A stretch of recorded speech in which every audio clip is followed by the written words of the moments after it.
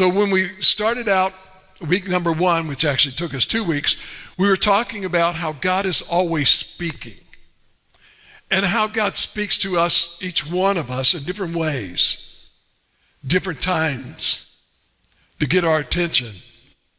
Then last week, we did that God is still hearing.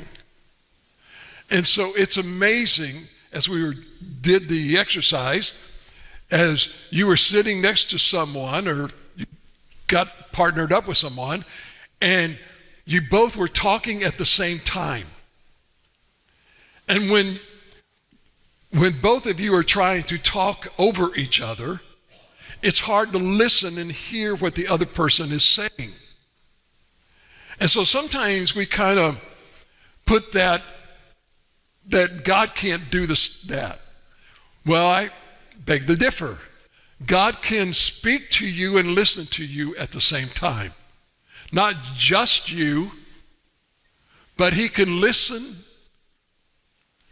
to millions of people and also hear millions of people at the same time. Because God is capable of doing that and hearing it and answering and doing what only God can do. So one of the things that we want to do is today we're going to talk about God who is always seeing. And if God is always seeing, then there's something that you need to understand. And that is this point, that the God that is always seeing is a God who cares. So no matter what's going on and happening in your life, good or bad, God still cares.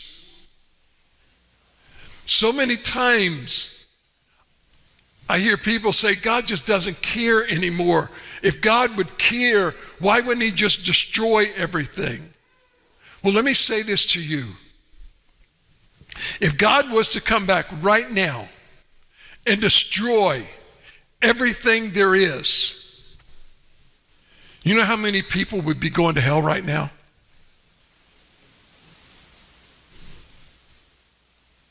Millions and millions. Yeah, a lot more than going to heaven. God does care. He cares so much that he's letting the world still exist, even in the state that it's in order to reach people.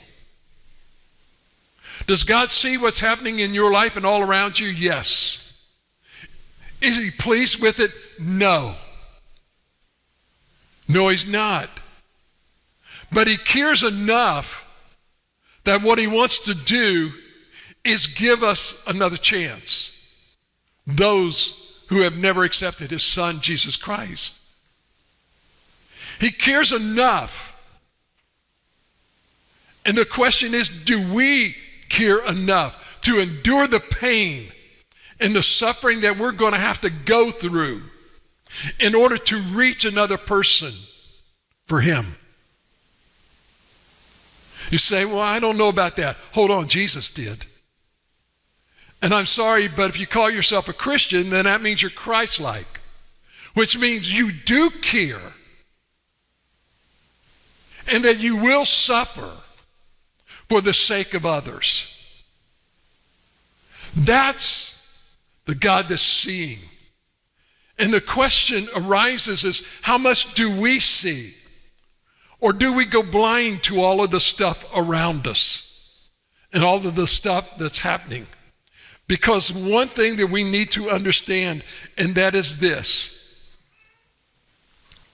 I hear people say all of the time, God, why have you forgotten this world? He hasn't. Why, God, have you forsaken this world? He hasn't. He hasn't forsaken us, and then, ladies and gentlemen, he has not forgotten us. He knows each of us by name. He knows what's bothering you. He knows what's hurting you. He cares. He cares more than anything. And sometimes, you kind of like had this point or this thought that maybe it's just a trial or that you're in, or some of the losses in your life. You just seem like you just can't catch a break.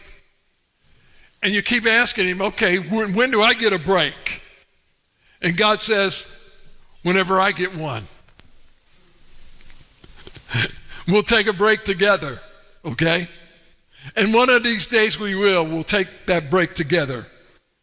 Or maybe you're looking around at work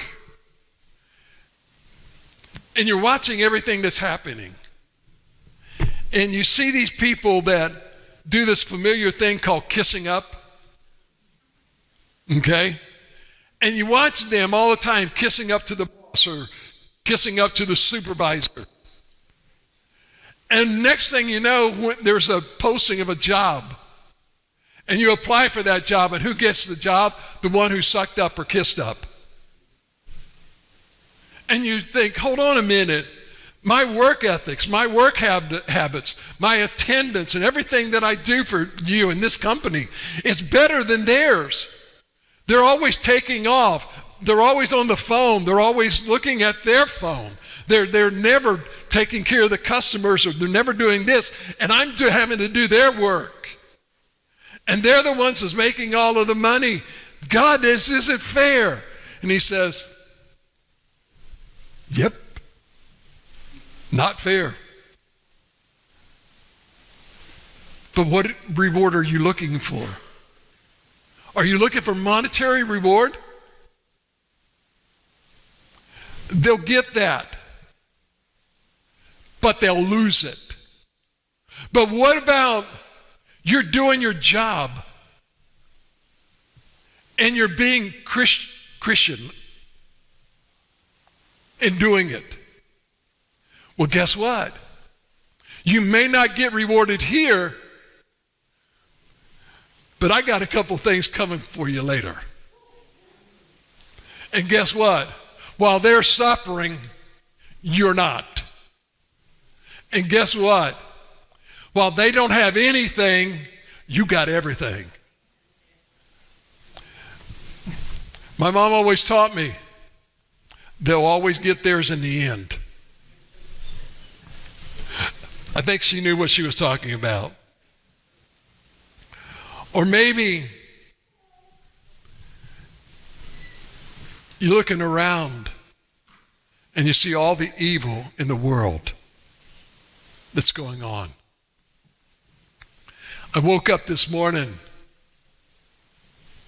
after saying my prayers and taking the dog out, and I turn on the TV 6 o'clock in the morning to watch the news. Greeted with headlines of 8 hostages in Israel that have just been killed in the last couple of days. 1 American. They were showing his mother and his father 2 days ago speaking to him. And then all of a sudden, they find that they had massacred all 8 of those people that had been held for over 340 days. And I hear the president is upset. Really? Really? If you're really upset, you do something about it and get out of the way and let Israel do what Israel was allowed to do. The problem is this: there's evil in this world. There is this little place called Rapha, which we know about, which we allow to happen, so that they can escort back and forth between Iran and Egypt and all of that, sneaking in and out. It isn't fair. There's evil everywhere. Read the newspaper yesterday. High school sports are back in Ohio. Friday night football game where everybody goes to have fun. A 17-year-old kid pulls out a gun, kills one person, and injures 6 more. Number one, how did the kid get the gun in there?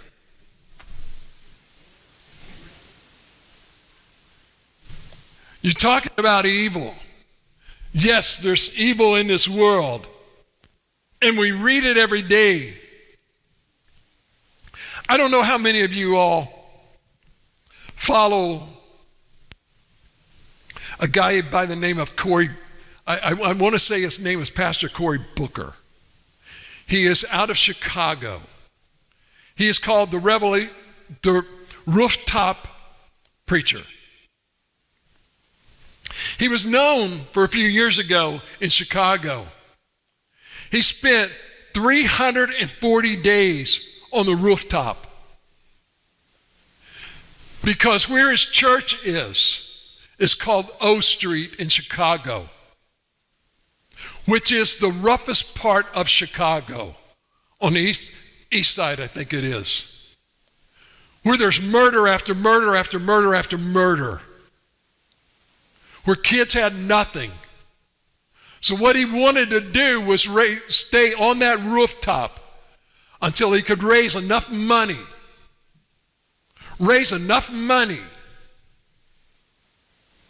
to build a community center for the kids in that area. He stayed on that rooftop for 340 some days. He raised over $50 million. They're building that community center. He was talking about the DNC that was just up in Chicago.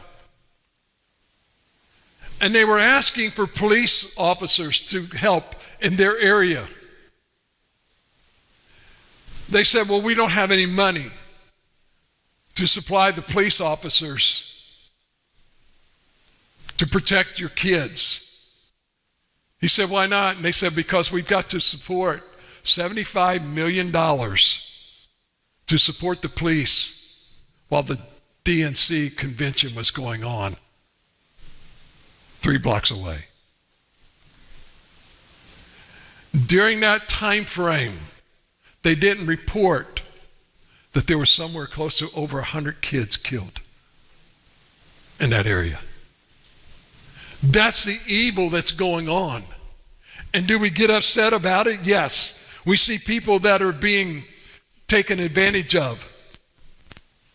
We hear the reports every day of over 300,000 kids that the government has no idea where they are, that came in illegally.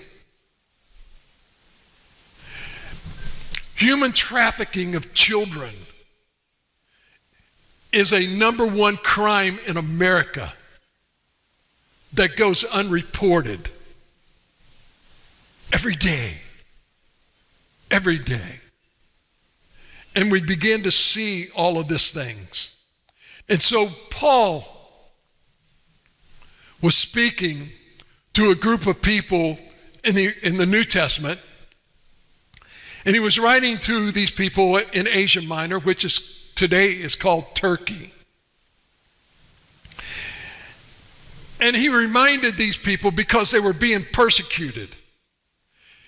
And he was reminding them out of 1 Peter chapter 5, verses 6 through 11. He said to humble yourselves, therefore, under the mighty hand of God, so that he may exalt you at the proper time, casting all your cares on him, because why? Because he cares about you. Be sober-minded, be alert. Your adversary, the devil, is prowling around like a roaring lion, looking for anyone he can devour.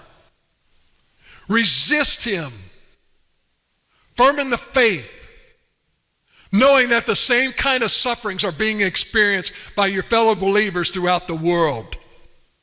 We aren't the only ones being persecuted. Throughout the whole world, Christians everywhere are being persecuted. He says, the God of all grace, who called you to his eternal glory in Christ, will himself restore, establish, strengthen, and support you after you have suffered a little while. To him be dominion forever. He says, amen. I want to share with you this morning 4 truths. And each one of these truths revolve around God is still seeing. And what does he see? Number 1, God sees what we do. Psalms 33, 13 through 15 says, the Lord looks down from heaven. He sees all the children of man from where he sits enthroned. He looks out on all the inhabitants of the earth. He who fashioned the hearts of them all and observes all their deeds. Sometimes I hear people saying, well, I wonder what God's doing right now. He's sitting. Is that all he's doing? He's just sitting around? Yep. He's just sitting around on his throne. And what's he doing? He is seeing every single human being and what they're doing. You talk about an overbearing parent. I mean, ladies and gentlemen, there ain't nothing you can hide from him. I love it when somebody says, God, did you just see that? He says, yeah, but let me tell you what you just missed while you were seeing that. Let me share with you a few things that you didn't see that I just saw. God, did you just see that car pull out in front of me? Yes. Why did you think you noticed it? Because I told you to. I put a little thought in your mind that said, hey, there's a car coming. It's coming a little bit fast, coming out of the right. You didn't see it. Oh, man, I'm glad I wasn't looking at my phone. He sees what we do, ladies and gentlemen. Many times we're wondering and we're looking out. But I'm telling you something. He's sitting on his throne, and what is he doing? He is ruling and reigning. He hasn't given up and never will. What's he doing? Remember what we told you back in the very beginning. God started with a thought of what he wanted it to be like in the end and worked backwards. And every one of these things that's happening, ladies and gentlemen, fit in his plan. We may not like the plan, but let me say this to you. I don't like all of his plans, but I love his outcome.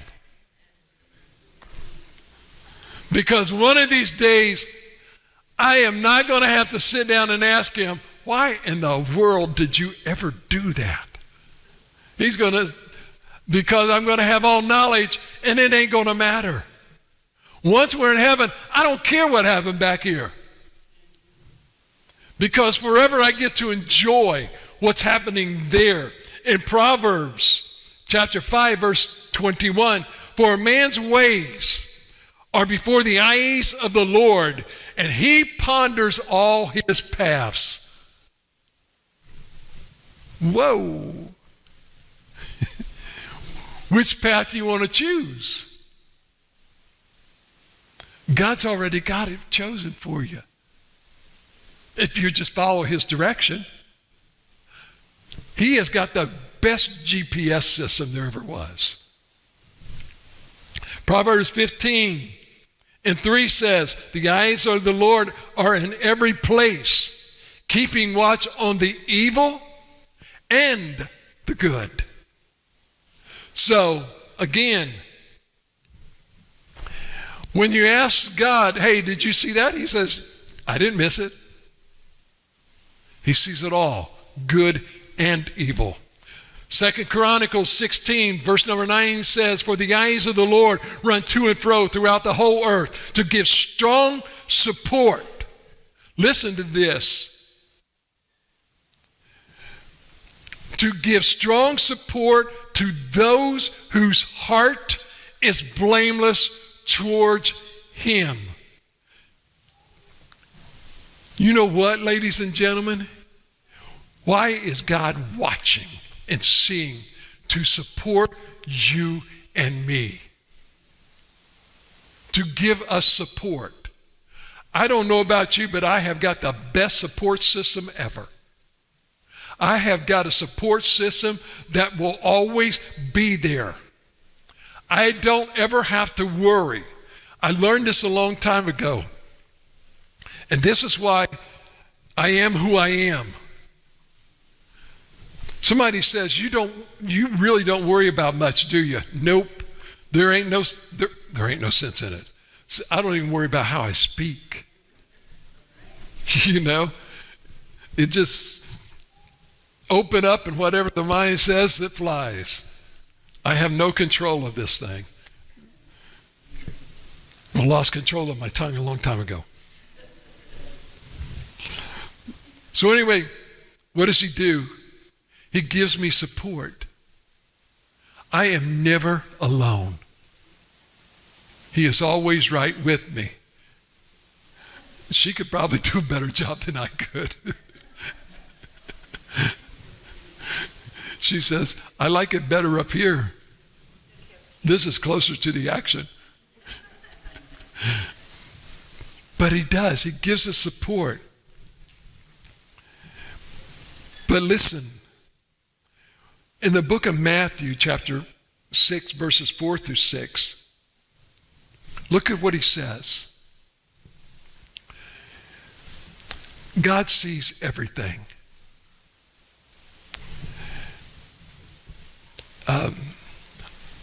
I'll get to verse 4. There we go. Verse 3. Look at what he says. But when you give to the poor, don't let your left hand know what your right hand's doing. You know what he's saying? Here's what he's saying. There are a lot of times, like, for instance, I can tell you exactly right now what's in my pocket as far as cash. Okay? I think. Yeah. Okay. I can tell you exactly. So a person comes up to me and says, hey, I'm hungry. Can you give me something to eat? Money, give me something to eat.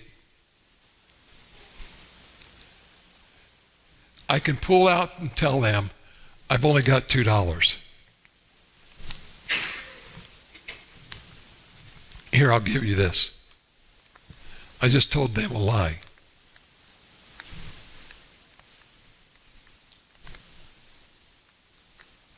You want to know why? I got more. That's separate. And I can say, I only got $2.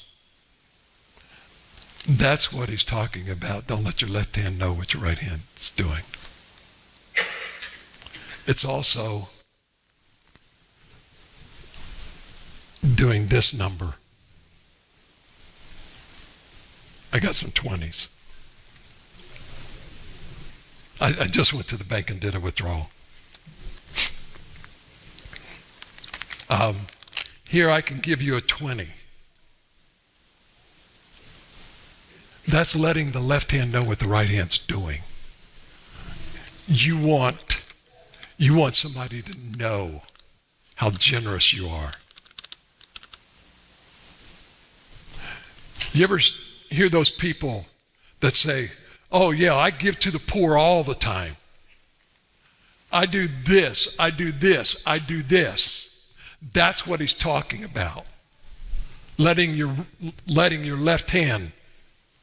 He says, but when you give to the needy, do not let your left hand know what your right hand is doing, so that your giving may be in secret. And your Father who sees in secret will reward you. All of these people that say, oh man, I give to charity all the time, they got their reward. The ones that give in secret,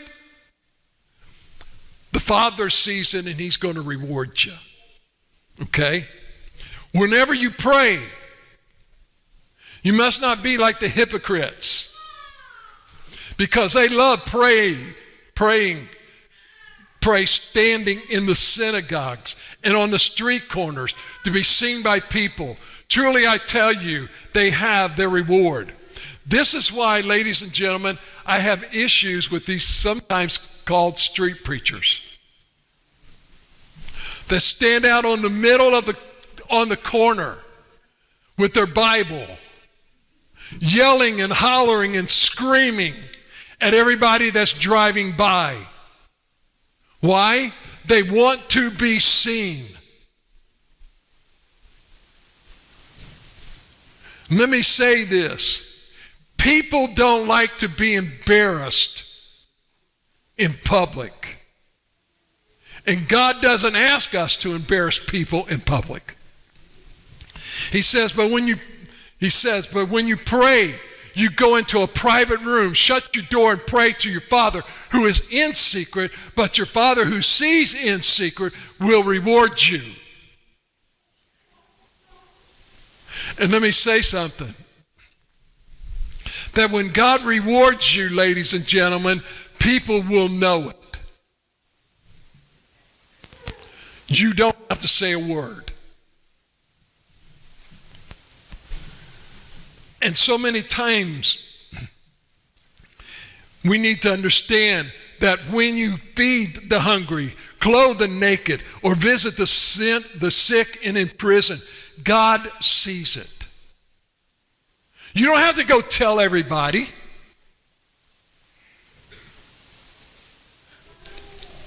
There are some churches where a pastor at the end of the week has to give how many hospital visits that he did, how many house visits that he did. His salary is his or hers, whoever it is based upon these numbers. When his job is to preach the word, study, and everybody else should be caring about everybody else. But listen, when you do things, you don't do it so everybody else notices. And don't get me wrong, I love it when you go visit somebody else. But you don't have to come and tell me. Okay? It's awesome. Go visit. Go talk to somebody. If God lays somebody on your heart, go do it. Just go do it. And you're doing it because God's telling you to. He's putting someone on your heart. Write them a note or telephone them or whatever.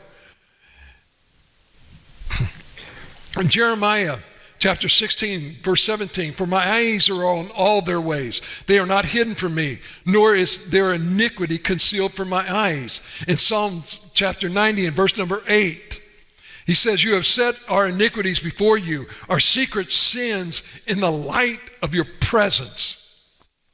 There are some times that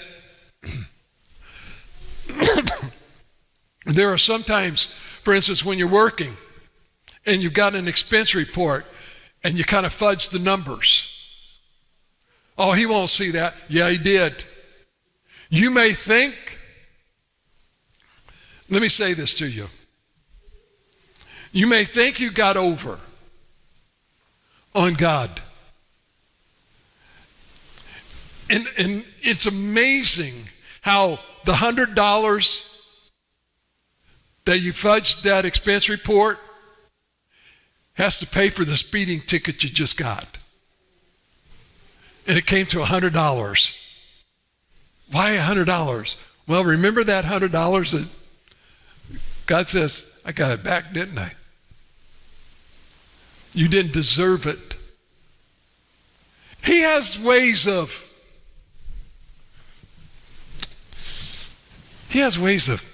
kind of like the mother with the eyes in the back of the head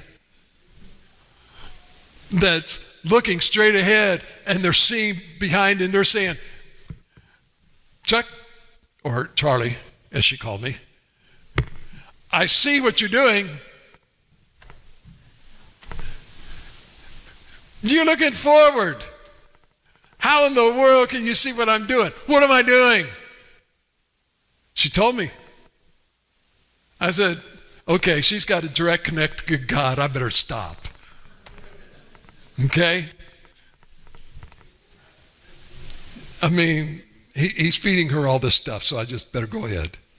There are times when you turn out the lights because you think nobody will notice what you're doing.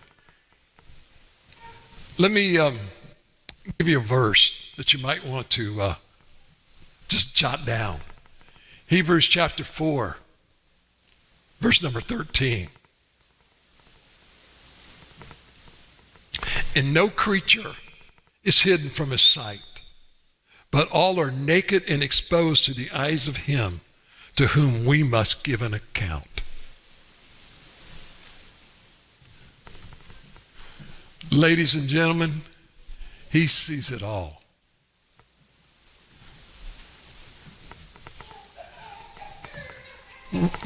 We are as naked as a newborn child.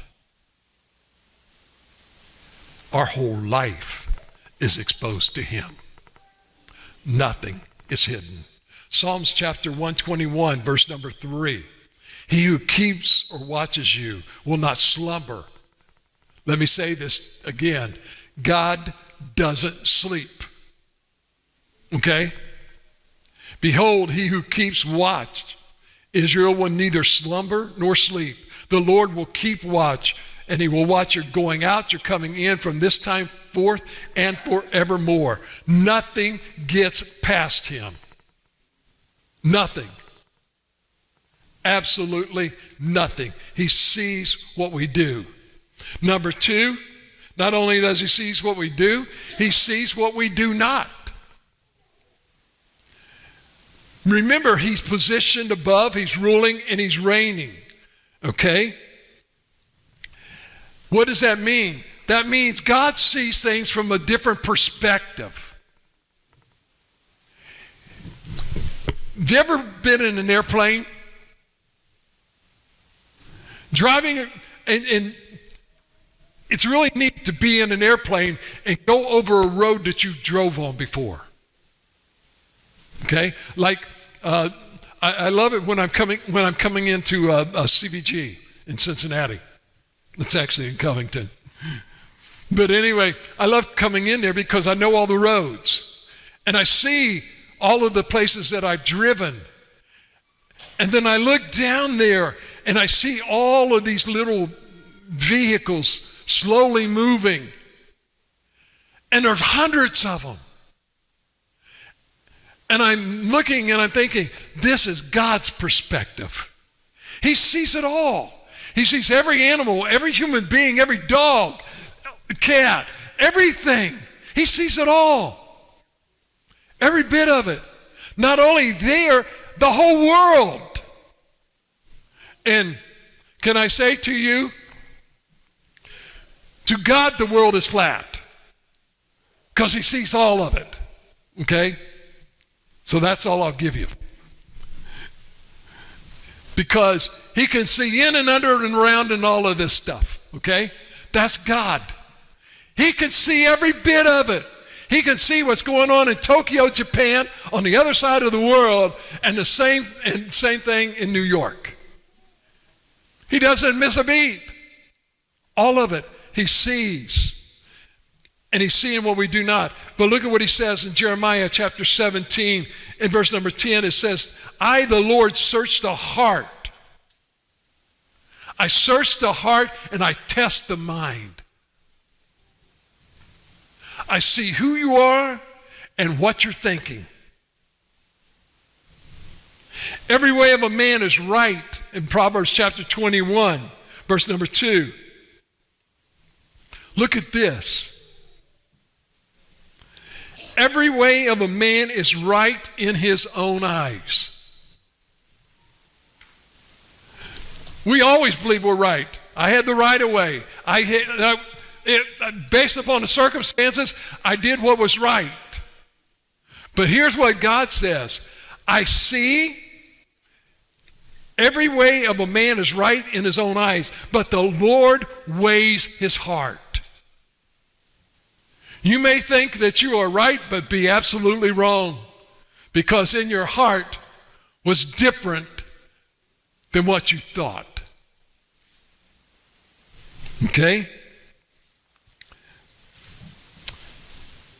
Remember the story of Samuel? Saul was the king, and God said, Saul, you're going to lose your kingdom. I'm taking you down, brother. You're going under. Someone else is going to come on your throne. And he told Samuel, he said, Samuel, there's a guy over here by the name of Jesse. I want you to go to his house, because the one who is going to be anointed king is the son of Jesse. So Samuel goes to Jesse and he says, listen, I've come to anoint the king. I want you to bring all of your sons, every one of them. So we remember the end of the story, but let's talk about the beginning of the story.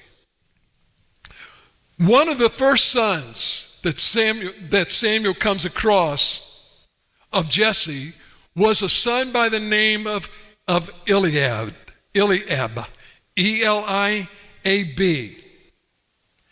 And Eliab was tall and handsome. Samuel says, I think he's good king material. He's got the looks. I think he can attract people. Easy going. I'm really impressed. And he looks like it. But 1 Samuel 16:7 says this. I think I got it up there. Yes. But the Lord said to Samuel, do not look at his appearance or his stature, because I have rejected him. Humans do not see what the Lord sees, for humans see what is visible, but the Lord sees the heart. There's a lot of times the old saying that says, everything isn't what it appears to be or looks like. There's so many times, and especially we see this all the time during elections. Politicians will promise you everything. And what do? You vote for them. I voted on them for their promise. And as soon as they got in, they do the switcheroo. Now that I'm in, you can't get me out, and guess what I'm going to do to you? Remember when I told you that I wasn't going to raise your taxes? Well, I need tax money in order to support all of this other stuff that I want to do. Or, by the way, remember this group over here? Well, they gave a lot of money to my campaign, and guess what I'm going to do? I'm going to do what they want me to do. Everything isn't always what it appears, but God sees the heart, and God sees a lot of those. There are times, ladies and gentlemen, that we talk to God about unanswered prayers. You see, we talk about a God who also heard all of our prayers last week. And so I want to show you something. This is who God is. God is the ultimate air controller. So if you'll give me my illustration that I got pulled up from the internet. And this is in real time right now.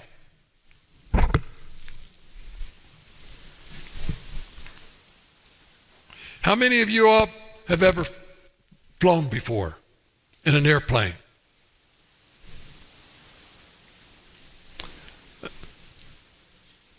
You got it? You see all of these little dots? These are all of the airplanes over the United States right now that are in flight. You can click on any one of those and it will tell you the flight, whether it was United, Delta, Norwegian, or whoever. It will tell you, okay? Like that one there is DAL. I don't know. Or no, is that a DAL? I think, maybe, I don't know. So that's not Delta. Delta is DEL. But anyway, gives you the flight number and also the type of plane that it is. It also tells you that it came out of, I don't know which the 3 digits are, ICN. That tells you the airport that it came from, and it tells you that it's going to DTW, Dallas-Fort Worth. Or I can't remember which one it is. But it tells you where it's at, and it also gives you a latitude, longitude number. Tells you the exact location. This, not only is it here, this software, you can look at any country, anywhere in the world, and it has every flight that is in the air at that moment. It's called Flight Aware. This is the number one software that aviation companies use. And they love it because on the average, and this was in 2017, I couldn't find anything newer. But in 2017, and right now, this is the highest traffic we have seen in years, this Labor Day. It's huge, okay? In 2017, there was an average 9,728 planes at any given time in the air around the world. And they were carrying 1.2 million people. It's amazing we don't have a lot of collisions. People are watching these all the time. Can I tell you something? This is the view that God sees of us, ladies and gentlemen.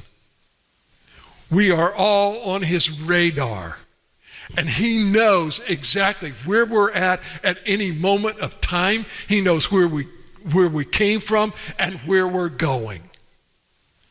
And he's got his eyes on us. That is awesome. To just understand how magnificent and intelligent God is. When I use it in relationship to just airplanes. And that's only 10,000. We're talking millions, hundreds of millions of people that God is capable of doing. So what we need to understand is this. God sees, ladies and gentlemen, all the pieces in play. He sees the whole board, all laid out, knowing where one's going and where they're going to collide or whatever is going to cross path. He knows that. And he sees this. John Piper wrote this. He said, God is always doing 10,000 things in your life, and you may be aware of only 3 of them. We have no clue what God is up to right now. No idea. But God is seeing all of this. And so Peter, in 1 Peter, verse number 7, we had already read that not only is God seeing us, ladies and gentlemen, can I tell you something? He's not only seeing you, but he's also got his eyes on Satan. He says he sees the adversary who is lying in wait. So even though Satan thinks that, oh, you don't see him, let me tell you something. God sees everywhere he's at. He can't hide. God knows how close he is. God knows what he's up to. His next move. What he's going to do next. And can I tell you a little secret?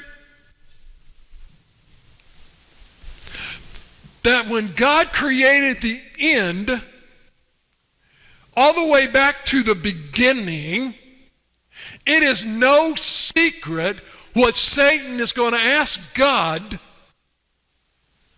to allow him to do to you. But God says, okay, I already know what you're coming to ask for. But I don't think that you're aware of something. Last week they were going through a really rough time. Now they didn't know why. But I do. Why? Because I knew you were coming to me. And you were going to ask to do this to them, and I needed to make sure they were ready. Because I don't want them to be caught unaware. You think you're sneaky? Buddy, I got your every move. You and I may not know the next move, but let me tell you something. God's already got him in checkmate. He can't make a move without God's permission in your and ours life. Ladies and gentlemen, he sees things that we don't. But he sees what we're doing. Paul wrote this in Ephesians chapter 6, verses 11 and 12. And this is why it's important, ladies and gentlemen. These things here are the most important things that you can do in your life. Put on the full armor of God so that you can stand against the schemes of the devil. You know why most people as Christians fail? They're missing some clothing. They're missing a something of defense. He says, for our struggles is not against the flesh and blood, but it's against the rulers, against the authorities, against the cosmic powers of this darkness, against evil, spiritual forces in the heavens. The battle, ladies and gentlemen, is fought before they even get here. The angels are fighting for us. God is preparing us and told us what to do. And so we need to do what exactly that he's asked us to do. So not only does God see what's there, what we're going to do, but he also sees what has us down. Peter says that he's aware of the suffering and the persecution. But one of the things that we need to understand, and that is this: God sees you right now. Some of you that are sitting in the midst right now in this congregation, online, wherever, some of you are going through a hard time. You're really struggling. You're doing everything you can to keep it together. But you came anyway.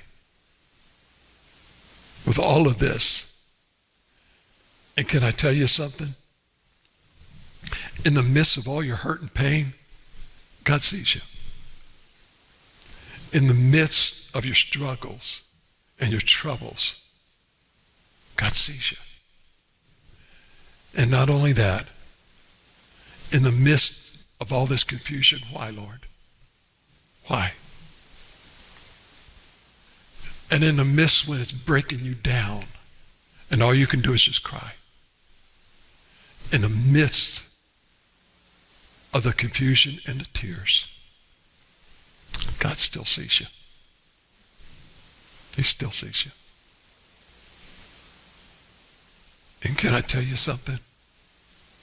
Not only does he see you, he wraps his arm around you and says, I got you, child. I got you. I can't tell you how much it helps me when I hit those times. To know that I don't have to ask him where he's at. I don't have to ask him, why did you leave me? Because I could feel his arms around me saying, I got this. I got it. Let's go through this together. Let's do this together. In the Old Testament, there was a lady by the name of Hagar. Hagar was a slave or a servant. She was a servant to Abraham and Sarah. God told Abraham and Sarah they were going to have a child.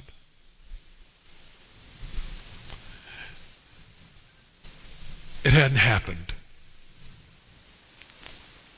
Hadn't happened for years. And Abraham and Sarah thought, God's forgotten us. So Sarah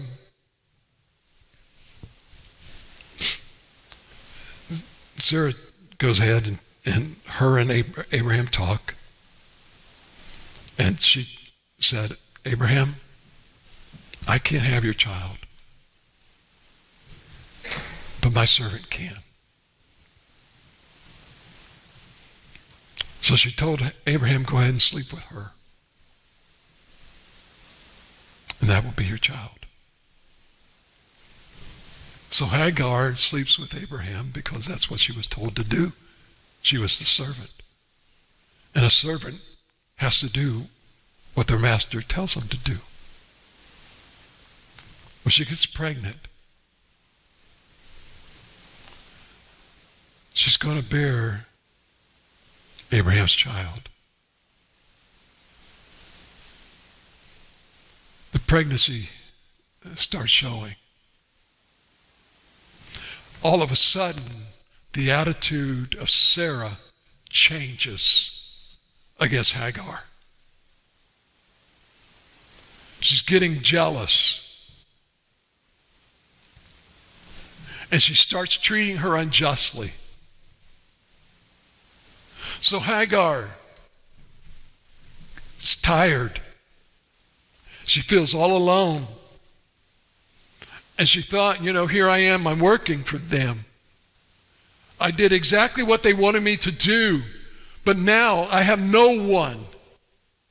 No one to defend me, no one to stand up to me. And in Genesis chapter 16, and verse number 13.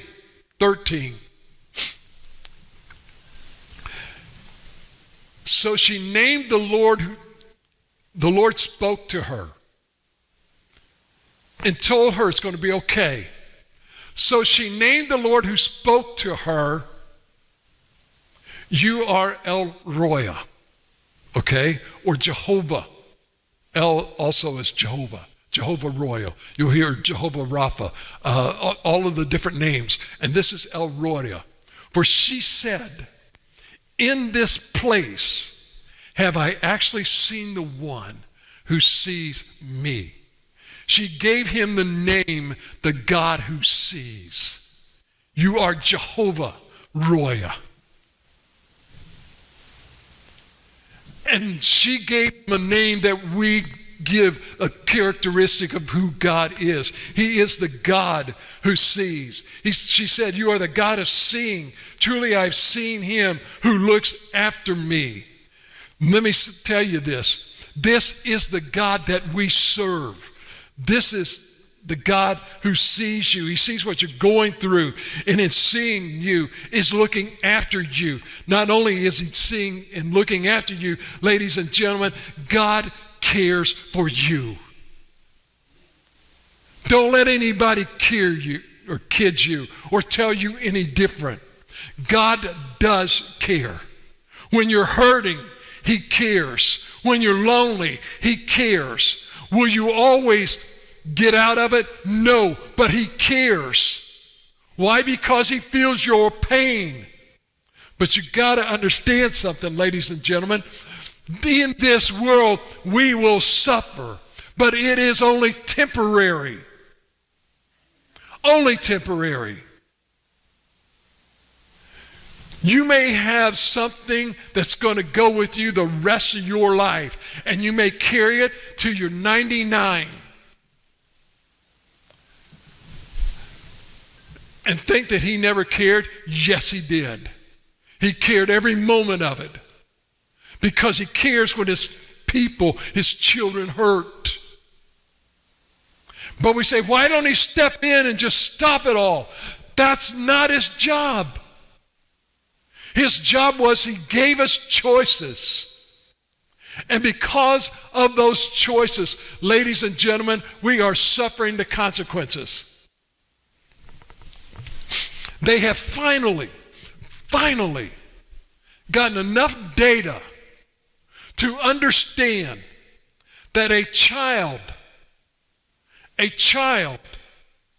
who is given a computer, a game, or whatever, some of these toys that all come out that we give to kids now at 2 and 3 years of age, and they're going up by the time they get to their teenage years, ladies and gentlemen, they are going to be depressed, anxious, and have mental disease, mental illness. Because our brains are not meant to function at that speed. We are not computers trying to obtain all of this stuff. That is why you're seeing it now in schools. They're finding that the kids aren't learning. A couple of reasons, of course, because of what they're teaching. But part of it is they're too distracted. So what are they doing? All of the phones are going in practice. You don't have them. Matter of fact, but guess what? When you go outside for recess, you can't sit over on the monkey bars playing your game on your phone. You got to associate with one another, and that will help with some of the social depression and social anxiety that we are experiencing more than ever. And it's not outside the church, it's in the church. And it's continuing. And God is saying, I see this. Listen, can I tell you that what God is trying to help us with is whatever is weighing on your heart, whatever is broken in your relationships. I love it when people go out to Facebook and they ask for questions about, here's what somebody just did to me. What should I do? Well, I get even with them. Okay. Go right ahead. Get even with them. Now, I love one that I was one of the people that I'm a friend with and why I don't know anymore. But I'm seeing this and they're complaining about somebody, always letting them down. And this person said, so why don't you tell them and quit telling everybody else?